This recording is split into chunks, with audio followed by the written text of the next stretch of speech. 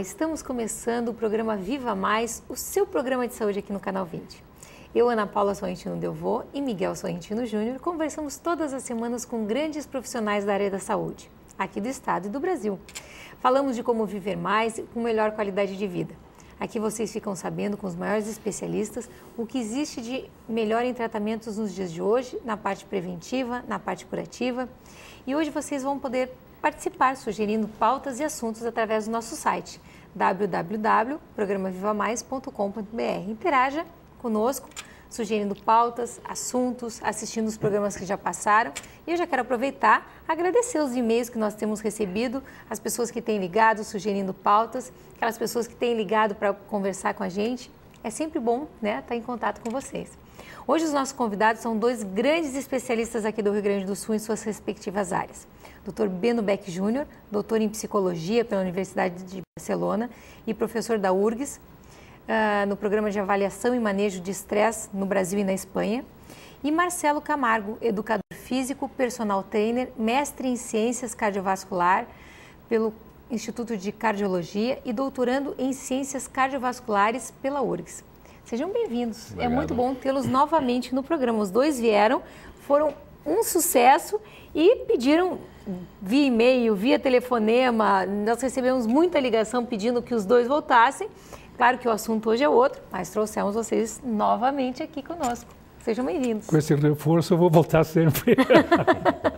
Olha, tivemos muita ligação. Olha, doutor Beno, como o senhor é famoso, viu? É. Olha, as pessoas, o que lhe conhecem, incrível. Muitos amigos do passado. Que bom. E que memória, né? Nossa, todas as pessoas que diziam, olha, conheci o Beno, todas ele lembrava, em detalhes. Sem dúvida. Que memória maravilhosa. Mulher, eu lembro sempre. Nós vamos deixar no ar. Mas a gente tem visto hoje em dia, Beno, que algumas pessoas na área esportiva, na área administrativa, na política, na área médica, empresarial, né? Algumas parece que têm o dom, têm uma facilidade e caminham pela sua área, ou caminham pela sua especialização, pelo seu trabalho, como se tivesse nascido para aquilo. E outras a gente nota uma dificuldade grande, que a gente olha e diz assim, nossa, mas esse coitado, ele devia fazer outra coisa. Isso tem a ver com confiança básica? E o que é confiança básica? Primeiro, conceituando o que é confiança básica. Confiança básica seria um sentimento, primeiro, desenvolvido no cérebro do ser humano, num momento de pânico, no berço, em geral no berço, na casa, em algum lugar, e a primeira figura que aparece, em geral, é a mãe, e de modo adequado, dá um apoio, no sentido de colocar no colo, né? E passar essa sensação de paz, de tranquilidade. Isso se fixa aí, mesmo que a nível inconsciente, se fixa, e mais adiante, numa futura situação de estresse, de pânico, tem uma quase certeza o ser humano de que ele já superou alguma coisa anterior e com isso ele tem uma base onde ele vai ter ação no sentido de reequilíbrio.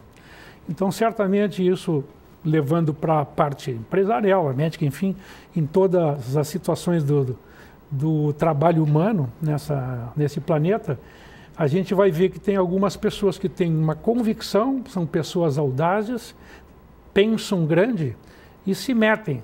Não tem medo? Certamente tem. Tem medo. Acho que faz parte, né? É bom. Faz parte, ansiedade, né? Uma ansiedade no nível que a gente passou, isso na vez passada, aqui no outro programa, ansiedade num nível que é satisfatório, que é benéfico para o ser humano, e o sujeito enfrenta isso com calma, com tranquilidade. A nível empresarial, no esporte, apareceu muito o termo confiança básica, porque foi um italiano mesmo, um colega meu da Sociedade Internacional de Psicologia do Esporte, que passou isso lá na Itália a respeito de alguns jogadores de seleção que não estavam rendendo bem. Ele dizia que isso realmente era da confiança básica. Eu pensei que era naquele tempo que foi descoberto. Na verdade, isso vem do Freud, em 1915, depois de René Spitz, em 1945, e depois o Erickson com K, ele desenvolveu isso na confiança básica, que uma das primeiras etapas, de 0 a 1 ano, o sujeito tem essa coisa da confiança básica e ele vai ser um sujeito com uma tendência. Isso não garante nada. A parte psicológica não é tão hermética e tão segura, 2 são 4. Mas tem uma grande tendência do sujeito, como diz Miguel, de ter sucesso, porque ele tem uma personalidade mais ou menos firme. E essa proteção da mãe? Eu acho que ela é importante quase que durante toda a infância da criança, não é? A criança saber que quando ela for passar dificuldade, ela vai ter uma mãe protegendo, né? Algumas pessoas que eu conheço, alguns psicólogos, algumas pessoas dessa área, que dizem assim, não, a criança quando ela tem dificuldade, não adianta a mãe ficar super protegendo, tem que deixar a criança se virar sozinha. Perfeito. Mas não é importante a criança saber que tem uma pessoa para contar? O que o senhor acha a respeito disso? Não, sem dúvida que sim, mas a gente colocasse muito bem, não super proteção, tá? Senão a gente pode passar para o telespectador que mãe tem que ser aquela que apoia em tudo, não. Mãe tem que ser justa. O Freud também dizia, eu não sou freudiano, mas tem algumas coisas do Freud que a gente aproveita sempre. Ele dizia que a gente tem que ter gratificação, e aí a mãe gratifica dizendo alguma coisa agradável frente a uma ação boa da criança, mas também alguma coisa de frustração. Essas, inclusive, eu sempre falo a respeito das discussões em casa. Nós falamos, acho que no programa passado, alguma coisinha de leve, as frustrações que tem nessa coisa, esse brinquedo é meu, e tal, e estão gestionando ali, tentando se organizar com essas coisas. Isso aí é um pouco de frustração, mas que é um treinamento para a vida. E a mãe, por exemplo, protegendo realmente dá segurança, de novo renova aquela situação de confiança básica, mas é bom que quando, frente a algumas coisas não tão agradáveis, e algumas ações erradas, que ela seja aquela mãe que dê realmente essa coisa de uma certa punição, né, em termos que leva a uma frustração, que é uma coisa que também fixa a coisa da justiça, o que é certo, o que é errado. Isso é super importante para a criança, vai dar uma certa tranquilidade. Que tipo, um exemplo do que tu estava falando de confiança básica, o que tu pode citar assim como exemplo? Qual é uma atitude positiva? Tu disse assim, no berço e tal, mas o que é propriamente dito, Bela? Assim, até que ponto não é superproteção ou até que ponto ela vai ajudar? Alguma situação, algum exemplo? Eu dei uma situação bem clara que é assim, a criança está em pânico, né? E a mãe vem do modo adequado, chega ali, não sai correndo e vem afobada para pegar a criança e tal, e fica ela acordou mais chorando de um pesadelo? Exatamente. Eu até contei a respeito de um pesadelo que eu tive, que o meu filho teve, que ele acordou chorando em pânico e tal. E aí, mas ele já falava, não era de 0 a 1 ano, era um pouco depois. Era uns 2 anos, uma coisa assim. Tal. E aí ele gritou, eu fui lá e tal. E disse, o que aconteceu? Dos cachorros querem me morder, né? E eles, onde é que estão os cachorros? Aí ele me apontou, olhei para a parede, tinha as cortinas e tal, fazia alguma coisa de sombra, parecia mesmo cachorro. E tinha a cachorrada lá fazendo uma gritaria. Quer dizer, tinha tudo associado. E aí eu cheguei e disse para ele, pode dormir de novo, porque os cachorros já estão lá fora, eles vão embora e não vão te atacar aqui, vai estar tudo tranquilo, tá bem? E aí ele disse, então tá, mas tem certeza que não? Não vem, pode ficar tranquilo, eles estão lá fora, eles estão lá discutindo entre eles e tal. Isso aí foi suficiente. Se eu falo com ele hoje, não vai lembrar de jeito nenhum. Embora eu lembre de coisas de 1 ano e meio, e comparei com a minha mãe e o meu pai, e eles realmente ficaram olhando assim, mas não é possível. Não é possível. É possível, sim. Eu tenho uma marca aqui, Beno, nessa orelha aqui, ó. Me falta um pedacinho dessa orelha aqui, que eu me lembro que eu estava balançando a cadeira na casa de uma tia muito querida, interior de São Paulo, e o pessoal dizendo, não balança, tal. E eu tinha isso aí, 2 anos de idade.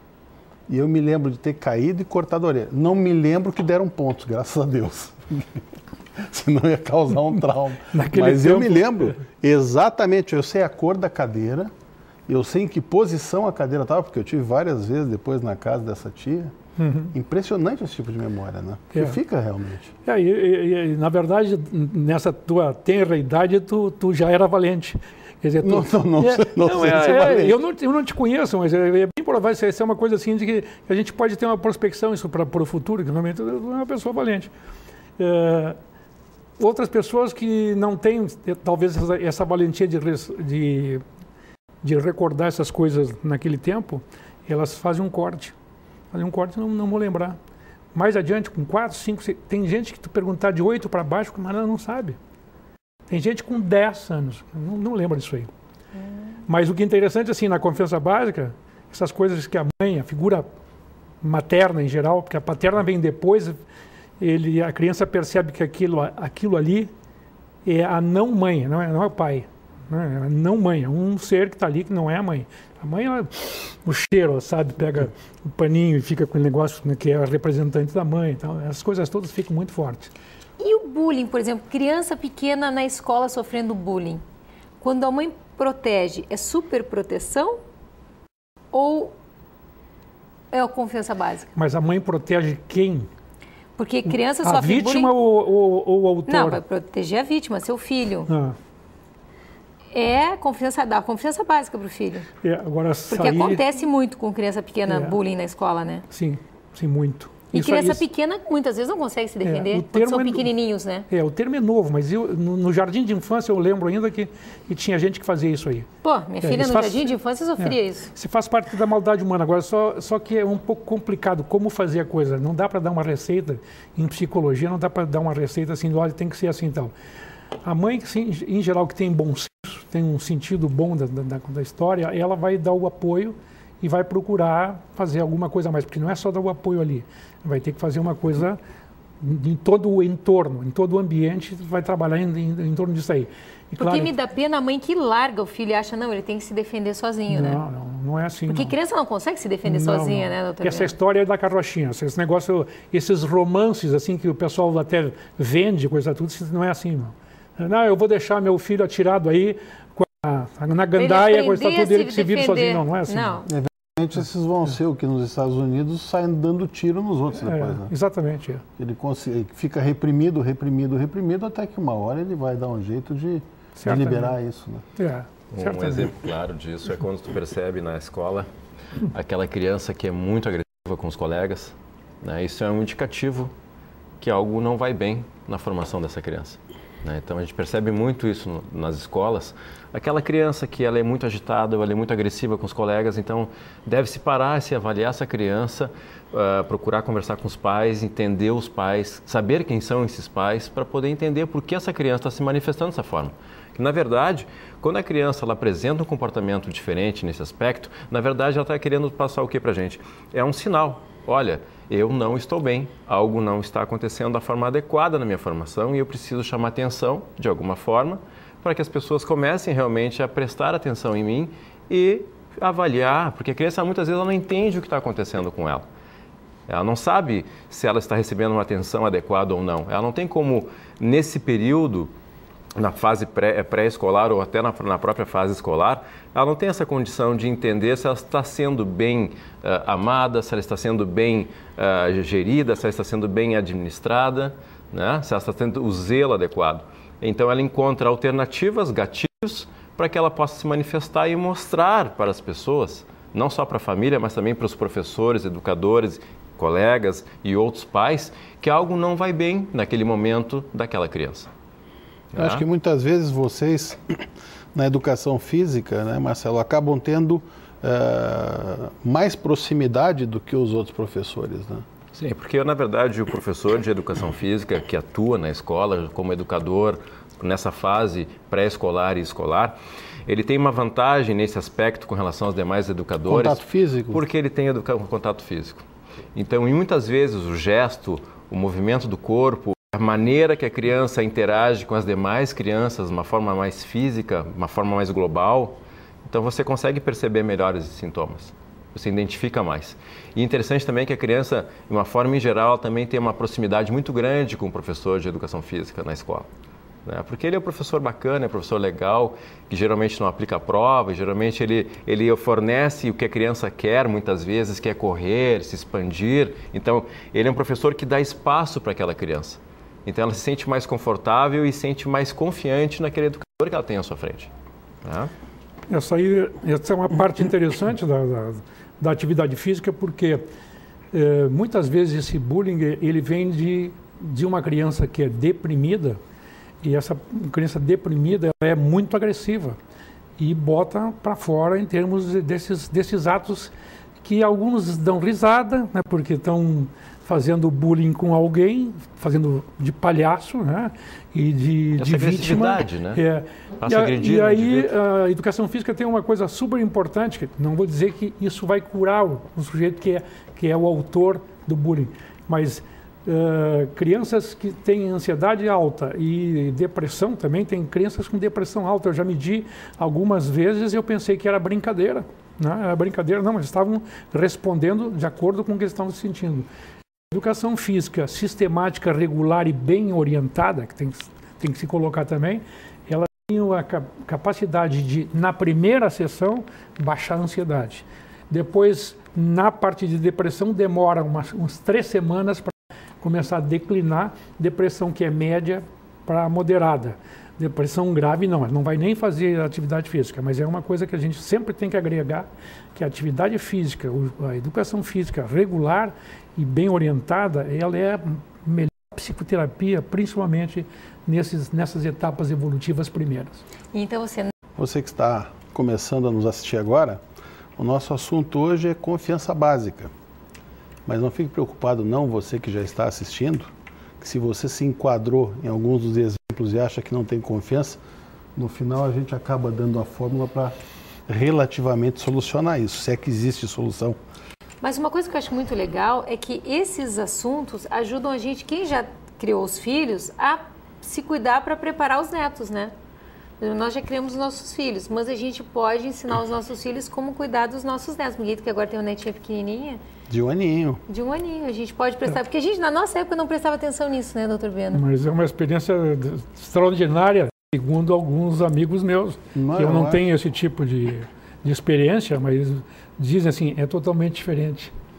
Sabe o que eu achava, Beno? Eu achava muitas dessas coisas, a gente acha, frescura. O pessoal... não, essa história de que acaba gostando mais ou curtindo mais o neto do que o filho. Mas eu vou te dar alguns motivos para que isso realmente seja verdade. Olha, tem até que limpar a baba. Tem até que limpar a baba quando ele fala. As soluções já vão agora. A gente prometeu só para o final. Não, eu não sou responsável por solução nenhuma. Tá bom. Então, assim, o que tem de gostoso nisso? Primeiro, sujou, a gente entrega. Chorou, a gente entrega. De noite, tu não tem que ficar preocupado se está dormindo ou está dormindo. Mas vou te dizer, a gente acaba sofrendo mais, porque assim, eu não me lembro de ter sofrido, eu sou médico, quando os filhos tinham algum problema, apesar de não ser pediatra, mas com 4 filhos tu acaba virando pediatra em casa, porque no primeiro tu assiste, no segundo tu assiste, o terceiro e quarto tu acaba sendo o pediatra do teu filho. Claro, com acompanhamento do pediatra. E eu me lembro assim de os filhos terem passado por doenças tal, e eu não ter sofrido tanto. Eu levava para vacinar, eu levava para se tivesse que fazer um procedimento, a netinha não consigo fazer isso. Então realmente é diferente. O carinho que tu acaba tendo é mais do que o pai, até porque tu acaba te lembrando assim que muita coisa que tu fez que não... A gente já tem mais experiência, né? Então, muita coisa que tu fez no primeiro, que tu corrigiu no segundo filho, eventualmente tentou corrigir no terceiro, e às vezes tentou corrigir no quarto, conseguiu, na netinha, tu não tem esse problema de errar, né? Porque a responsabilidade maior de criar, na verdade, não é tua. A minha responsabilidade é isso que eu sempre disse para meus filhos, é estragar. Se depender de mim, tanto que a guriazinha me enxerga, ela faz assim, ó, para eu pegar ela, e a primeira coisa, quando eu pego, ela já aponta a porta. É porque ele só estraga. Eu só estrago. A minha responsabilidade é estragar. Mas a gente tinha terminado, Marcelo, falando em confiança básica e tal, e demos uma entradinha em como o educador, e principalmente na tua área, em como o professor de educação física, ele pode interagir, né? E qual é a relação do educador para fazer com que essa confiança básica se estabeleça? É que, na verdade, a confiança básica ela ocorre, como o professor Beno bem ilustrou, naquela fase, né, do 0 até o 1º ano de idade. Muitas vezes a criança ela vai entrar em contato com o educador já a partir de uma fase pré-escolar, né? Então, 4, 5, 6 anos de idade. Entretanto, se essa criança ela não teve todo esse atendimento, toda essa atenção materna, familiar, que era importante naquele período, isso também pode acabar sendo recuperado a partir do momento que ela tem esse contato com seus educadores. Né? De que forma isso? Porque quando ela vai para a escola, para buscar a sua formação, buscar o seu aperfeiçoamento, a sua maturação, você trabalha essas questões todas cognitivas, comportamentais, afetivas também. Então, são estratégias que existem para que você possa também acabar atuando nesse sentido, naquele indivíduo, naquela pessoa, naquela criança, que tu percebe que ela tem um pouco de dificuldade no aspecto relacional com as outras crianças ou muitas vezes com o próprio educador. Então se percebe-se isso, né? E a gente estava comentando no intervalo, né? Quem não gosta de colo? Quem não gosta de atenção? Né? Então são estratégias, são formas, são maneiras que se veem, que se utilizam para que você possa tentar recuperar e estabelecer essas questões. Existe um acompanhamento diferenciado, vamos dizer assim, quando tu nota... Quando se percebe uma criança... Quando tu percebe isso. Na verdade... Tu não pode discriminar, né? Na verdade é difícil você... Porque o educador físico, assim como os demais educadores, eles não têm uma formação nessa área da psicologia. Então você tem noções, você percebe quando a criança tem algum desvio, né, no seu comportamento. Né? Então... você tem que ter aquela sensibilidade para poder entender que tipo de atenção ela está querendo naquele momento, para que você possa, da maneira mais adequada, buscar essa alternativa e tentar resolver a situação. De que forma? Buscando um apoio. Você precisa de apoio, né?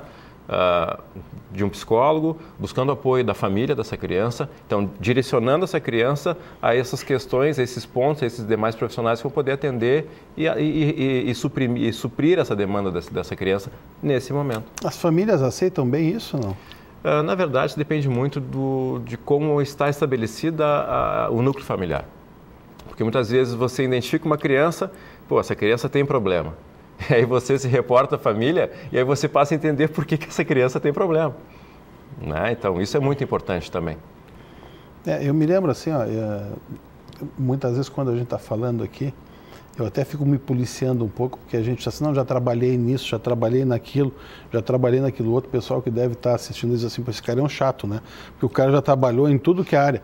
Mas eu trabalhei numa clínica de drogado, quando eu estava na minha formação médica, até era um jeito de ganhar dinheiro para poder me manter, né?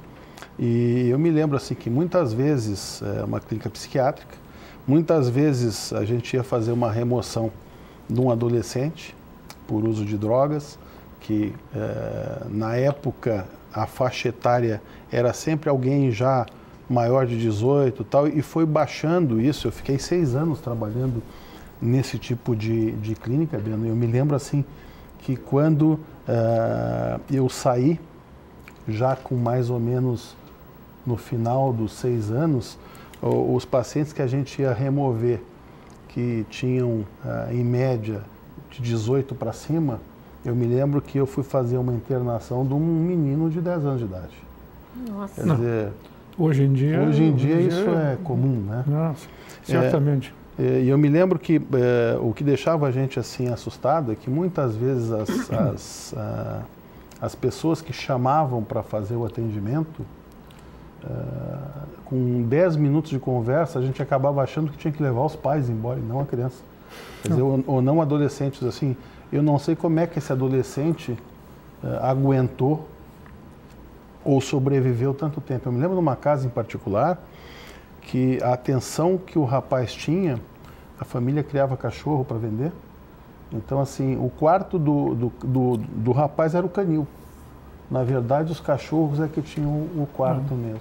Eu trabalhei bastante tempo como professor de educação física e tinha alguns lugares que realmente eu nunca esqueci, que era o Grêmio Náutico União, que eu dava aula de natação e tinha assim 37, 38 alunos, tá, grudados. Posso te cortar um pouco? Isso me deixa feliz, porque agora eu me lembrei que tu foi técnico de futebol também, não foi? Sim. Professor de esgrima, então não fui só eu que tive que fazer uma...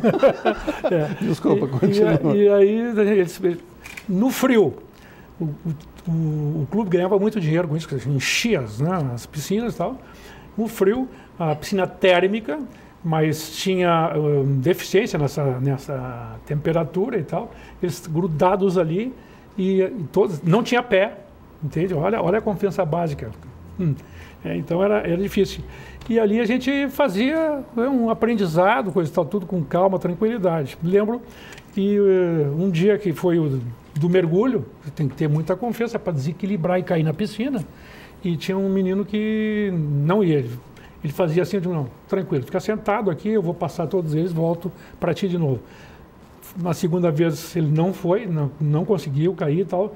E a mãe dele lá de cima olhando assim, ó, na narina aberta. Assim. Na terceira, quando ele não caiu na piscina, a mãe saiu da arquibancada correndo, deu um tapa na cara dele, o guri caiu em cima de mim.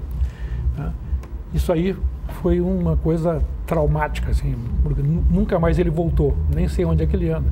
Mas tem algumas mães e pais que são assim. E aí, tem algum aprendizado? Aí já é para a solução, né? Vamos para o final. Mas como é que a gente maneja como é que maneja? Bom, eu fui totalmente inadequado, porque eu era um professor de educação física, não tinha psicologia, mas depois eu vou colocar alguma coisa da psicologia em cima da educação física para ver como o pessoal se engana nisso. É que eu disse para a mãe, né, um monte de coisas, ela ficou me olhando, eu me irritei, disse um monte de coisas, sou imbecil, coisa animal, né? Fiz uma grande injustiça com os animais, nenhum animal ataca. Não faz isso, ataca a cria, né? E claro que ela foi embora. Mas o que pode ser feito? Bom, depois que a gente trabalhar com uma criança em educação física ou em psicologia, passar para eles assim que eu posso, em situações de frustração extrema como essa, eu faço um raciocínio disso. Eu posso aprender com o meu pai, que não é tão bom, com a minha mãe, que não é tão adequada, de como não deve se tratar as pessoas. Ou seja, eu no futuro, se tenho isso aí, eu vou assim, o meu filho eu não vou tratar assim. A minha filha eu não vou tratar dessa maneira. Isso é uma maneira de fazer. E para a psicologia, que falta na educação física, não. Isso mudou totalmente. Hoje em dia, eu sei porque eu criei a Sociedade Gaúcha, a brasileira, a sul-americana, e fui da Internacional 8 anos. Então, essa coisa toda eu sei. Então, o que acontece? Hoje em dia, a psicologia do esporte, em todas as escolas de educação física do Brasil, que são 540, tem algum tipo, psicologia aplicada, psicologia do movimento, psicologia do esporte, psicologia do exercício, coisa tal toda. Nas escolas de psicologia, nas faculdades de psicologia, eventualmente, talvez em 10 no Brasil, tem esses livros aplicados. Sabe? Então, a educação física, vendo esse tipo de necessidade, há tempo, já uns 20 anos, está assim, cheio de livros aplicados e que levam essas coisas de gratificação dentro do terreno da educação física. Eles acabam tendo aula sobre isso, né, Marcelo? Acho que tem disciplina na faculdade. Tem a disciplina, mas eu acho o ponto que na hora tu te referiu é, na verdade, que você não pode tentar resolver tudo sozinho. Sim, você identifica. Mas tem que encaminhar, né? O interessante é que tu consegue fazer uma excelente leitura. Portanto, identifica bem o perfil do indivíduo. Evidentemente, você não consegue resolver tudo aquilo sozinho. Então, você precisa se agregar a outros profissionais, até muitas vezes a se reportar, e é o ideal reportar a família para tentar entender aquele momento daquela criança, né, daquele aluno, daquele indivíduo. Tu comentaste com relação à droga. Muitas vezes, o que a gente nota? A criança, quando algo não vai bem na sua formação, ela se manifesta de diversas formas. Pela agressividade, é um exemplo. A partir do momento que ela começa a maturar, ou seja, ela vai crescendo, ela começa, e essas situações não vão sendo bem resolvidas, ela vai tendo outras maneiras de mostrar o seu desconforto, a sua ansiedade de receber atenção. Então, ela pode começar sendo uma criança agressiva, depois ela pode passar, né, professor, ser uma criança submissa, e depois ela pode até, inclusive, ser um adolescente que faça o uso de drogas. Né? Então, são maneiras que essa criança, que esse indivíduo, esse adolescente vão encontrando ao longo da sua formação de chamar atenção para dizer, olha, eu não estou bem, me deem atenção, eu preciso que alguém cuide de mim. Na verdade, muitas vezes a busca pela droga é uma estratégia que ela encontra para tentar chamar atenção e dizer para as pessoas, para a sua família, muitas vezes, olha, não estou bem, eu preciso da atenção de vocês. Gostaria de colocar a respeito da confiança básica ainda, na educação física e no esporte. Eu utilizo esse estudo do Erickson, que é de 0 a 1 ano, e eu coloquei no livro Manual de Psicologia do Esporte e do Exercício, que foi lançado agora, que de 0 a 1 ano, o primeiro treinador, da maneira como ele for, é super importante para o futuro dessa criança, né? Em termos de confiança básica também aí. Então, aquele resgate que se pretende, nós podemos fazer exatamente aí. E o que nós temos encontrado, assim, atletas que são inseguros, são agressivos, são indisciplinados, a gente vai ver, em geral, está associado com uma relação não muito boa no início da carreira dele, de 0 a 1 ano, com o primeiro treinador. Isso é uma coisa super importante e leva mais... Como de 0 a 1 ano com o primeiro treinador? De 0 a 1 ano com o treinador. Eles, em geral, a média é mais ou menos em torno de 6 anos. Os russos começam bem mais cedo, e alguns outros países também. Mas a média para nós é em torno de 6 anos.